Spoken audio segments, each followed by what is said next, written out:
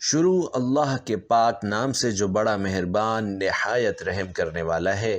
پیارے ناظرین، آج کی اس ویڈیو کا آغاز اللہ رب العزت سے اس ایک دعا سے کریں گے کہ اللہ تبارک و تعالی اس ویڈیو کو دیکھنے اور سننے والوں کے تمام مسائل اور پریشانیوں کو حل فرمائے۔ اللہ پاک بے پناہ رزق، مال و دولت عطا فرمائے اور تمام تنگ دستیاں دور فرمائے۔ آمین یا رب العالمین۔ معزز بھائیوں اور بہنوں، آج کی اس مختصر ویڈیو میں آپ یہ جانیں گے کہ جس گھر میں قرآن پاک کی یہ ایک سورت پڑھی جاتی ہے، اس گھر میں اللہ تبارک و تعالی کی کون کون سی رحمتیں اور برکتیں نازل ہوتی ہیں۔ اللہ پاک اس گھر کے لوگوں کو کون کون سے انعامات سے نوازتے ہیں۔ اگر آپ ان تمام باتوں کے بارے میں جاننا چاہتے ہیں تو آپ سے گزارش ہے کہ اس معلوماتی ویڈیو کو آخر تک ضرور دیکھیے گا۔ یہ ویڈیو انتہائی معلوماتی ہونے والی ہے اور ہو سکتا ہے کہ اس ویڈیو کو دیکھنے کے بعد آپ کی زندگی بدل جائے۔ ناظرین کرام، جیسا کہ ہم سب یہ بات بخوبی جانتے ہیں کہ قرآن کریم اللہ تعالیٰ کی معزز اور معتبر ترین کتاب ہے اور نبی رحمت صلی اللہ علیہ وسلم اللہ رب العالمین کے سب سے زیادہ محترم اور معزز آخری نبی اور رسول ہیں۔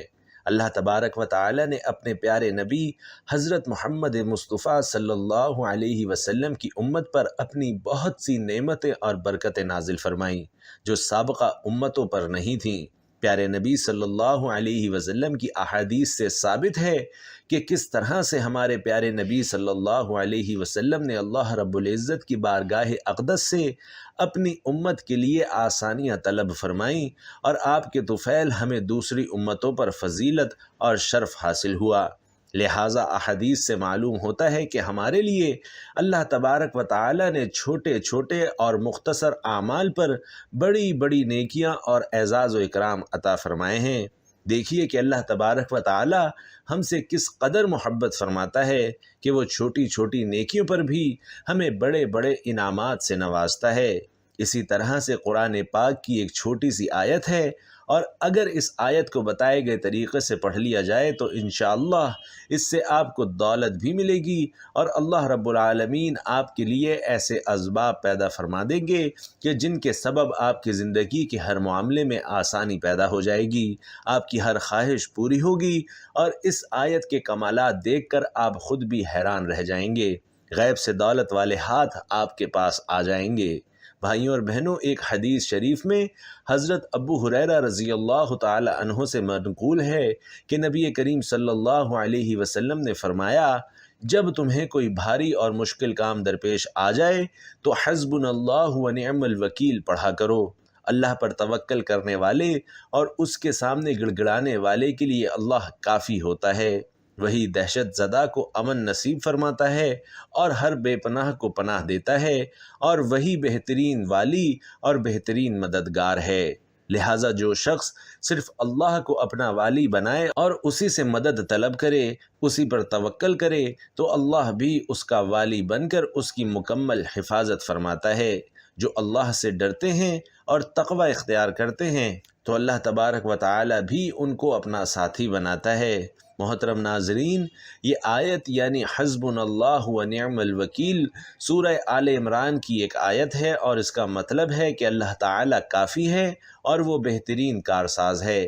حضرت ابن عباس رضی اللہ تعالی عنہ کا بیان ہے کہ یہ کلمہ حضرت ابراہیم علیہ السلام نے اس وقت کہا تھا جب انہیں آگ میں ڈالا گیا تو اللہ رب العالمین نے آگ کو ٹھنڈی اور سلامتی والا بنا دیا، اور یہی کلمہ ہمارے پیارے نبی صلی اللہ علیہ وسلم نے اس وقت کہا جب کفار نے آپ کے سامنے لشکر جرار تیار کیا۔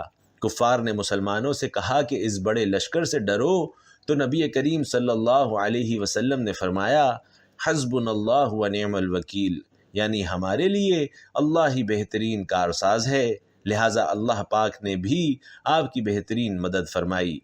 ناظرین کرام، اللہ پاک کے معجزے دیکھ کر انسانی عقل دنگ رہ جاتی ہے۔ بس اللہ تبارک و تعالی کے نازل شدہ چند کلمات اور صورتیں ایسی ہیں کہ جن کو پڑھنے سے فوری طور پر انسان کی غیبی مدد ہوتی ہے۔ لہٰذا آج کی اس معلوماتی ویڈیو میں جو وظیفہ ابھی آپ کو بتاؤں گا، اس کو کرنے والے فوراً دولت سے مالا مال ہو جاتے ہیں۔ ایسا کبھی نہیں ہوا کہ اس وظیفے کو کرنے والے کی دلی مراد نہ پوری ہوئی ہو، بلکہ بہت بار ایسا دیکھا گیا ہے کہ اس وظیفے کو کرنے والے کی فوری طور پر مالی مدد ہوتی ہے۔ یعنی کہ یہ مجرب وظیفہ جو ابھی آپ کو بتایا جائے گا، یقین مانیے کہ کبھی ایسا نہیں ہوا کہ اس وظیفے کو کرنے والے کی زندگی میں دولت یا پیسہ نہ آیا ہو، کیونکہ آج کے دور میں پیسہ ہی سب سے بڑی ضرورت ہے۔ آپ کے پاس کچھ ہو لیکن آپ کی جیب خالی ہو تو یوں لگتا ہے کہ جیسے آپ کے اوپر دنیا بہت بھاری ہو چکی ہے۔ کہنے کو تو ناظرین یہ دنیا ایک عارضی سفرگاہ ہے، جیسا کہ اللہ کے نبی صلی اللہ علیہ وسلم نے بھی فرمایا کہ اس دنیا میں ایسے رہو جیسے ایک مسافر کچھ دیر کے لیے درخت کے نیچے آرام کرتا ہے اور پھر اس کے بعد اپنی منزل کی جانب روانہ ہو جاتا ہے۔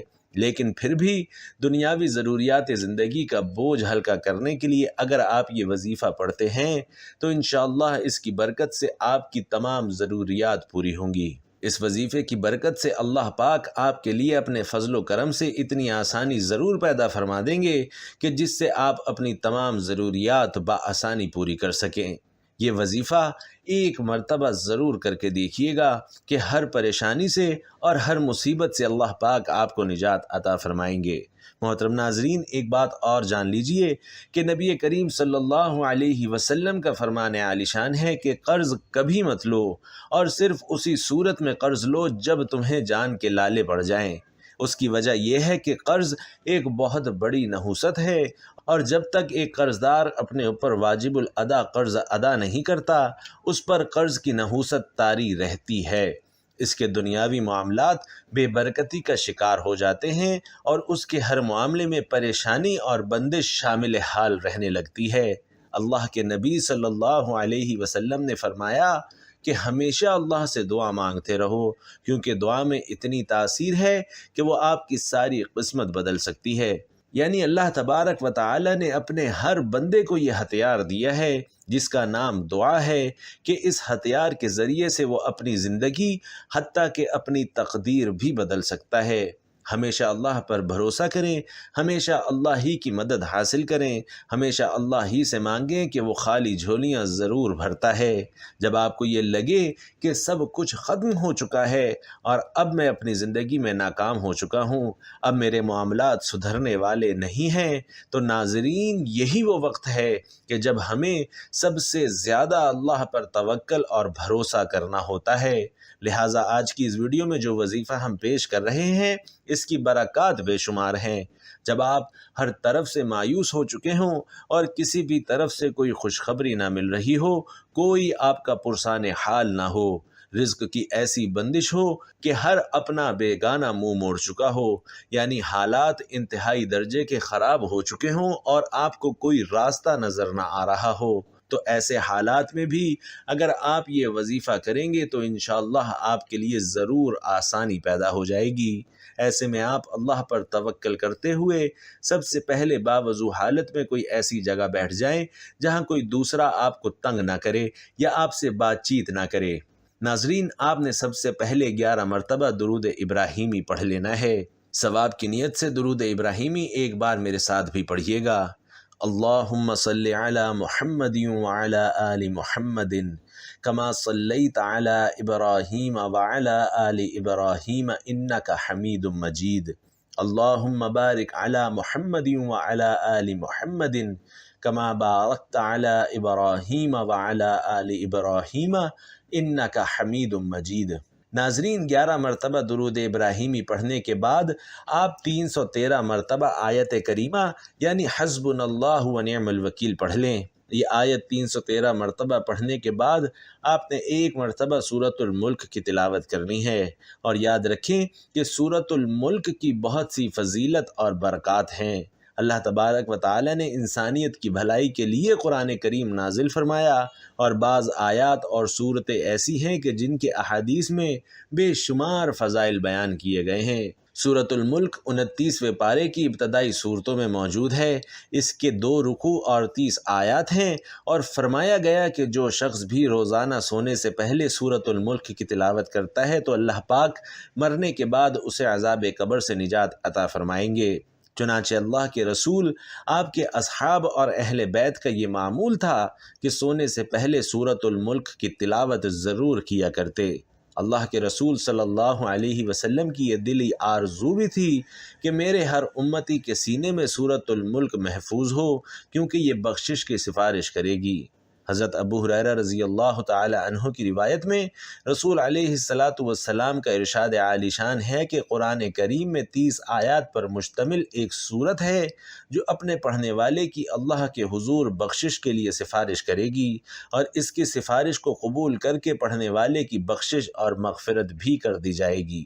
چنانچہ اللہ کے نبی کا معمول تھا، اور حضرت جابر رضی اللہ تعالی عنہ سے منقول ہے کہ آپ صلی اللہ علیہ وسلم اس وقت تک نہ سوتے جب تک آپ سورۃ الملک کی تلاوت نہ فرما لیتے۔ حضرت عبداللہ ابن عباس رضی اللہ تعالی عنہ سے مروی ہے کہ انہوں نے ایک شخص سے فرمایا کہ کیا میں تمہیں ایک ایسی سورت تحفے میں نہ دوں جو تمہیں خوش کر دے؟ اس شخص نے عرض کیا کہ ضرور ارشاد فرمائیے، تو آپ نے فرمایا کہ سورۃ الملک پڑھو، اپنی اولاد، اہل و عیال اور پڑوسیوں کو بھی سکھاؤ، اس لیے کہ یہ سورت عذاب سے نجات دلانے والی ہے اور قیامت والے دن اپنے پڑھنے والے کے لیے سفارش کرے گی۔ چنانچہ محترم ناظرین، جب آپ 11 مرتبہ درود ابراہیمی پڑھ لیں تو اس کے بعد آپ نے 313 مرتبہ آیت کریمہ حسبنا اللہ و نعم الوکیل کو پڑھنا ہے، اور پھر آپ نے 1 مرتبہ سورۃ الملک بھی پڑھ لینی ہے۔ سورۃ الملک پڑھنے کے بعد پھر سے 11 مرتبہ درود ابراہیمی پڑھ کر اپنا وظیفہ مکمل کر لیجئے، اور اس کے بعد سب سے اہم کام یہ ہے کہ اللہ کے حضور سجدے میں جا کر اپنی تمام پریشانیوں، مشکلوں اور مصیبتوں کے لیے، رزق کی تنگدستی کو دور کرنے کے لیے اللہ کے حضور دعا کریں۔ یوں کہیے کہ اے اللہ، بس میرا تو ہی ہے اور تیرے سوا کوئی اور نہیں ہے۔ اگر تو عطا نہیں کرے گا تو کون ہے جو تیرے سوا عطا کرنے والا ہے؟ اگر تو میرا سہارا نہیں بنے گا تو کون بنے گا؟ اے اللہ، تو سب جانتا ہے ہماری خواہشوں کو، ہماری تمناؤں کو۔ اے اللہ، ہماری جائز دعاؤں کو قبول فرما۔ ناظرین، کسی بزرگ اور پیر فقیر کے پاس اپنے مسائل لے کر جانے کی ضرورت ہی نہیں، کیونکہ آج کے دور میں خیر خواہی کرنے والے بہت کم ہیں۔ قرآن میں اللہ نے ہر مسئلے کا حل رکھا ہے۔ قرآن سے مدد لیجئے اور اللہ کے نبی کے ہر فرمان سے مدد لیجئے۔ اللہ تبارک و تعالی سے دعا ہے کہ ہر مسلمان کی تمام ظاہری اور باطنی مشکلات کو ختم فرمائے۔ میرا سنانا اور آپ کا سننا اپنی بارگاہ میں قبول و منظور فرمائے، آمین یا رب العالمین۔ ناظرین، اگر ویڈیو اچھی لگی ہو تو کمنٹ باکس میں ایک بار سبحان اللہ ضرور لکھ دیجئے گا۔ اللہ تعالی ہم سب کا حامی و ناصر ہو، آمین۔ السلام علیکم ورحمۃ اللہ۔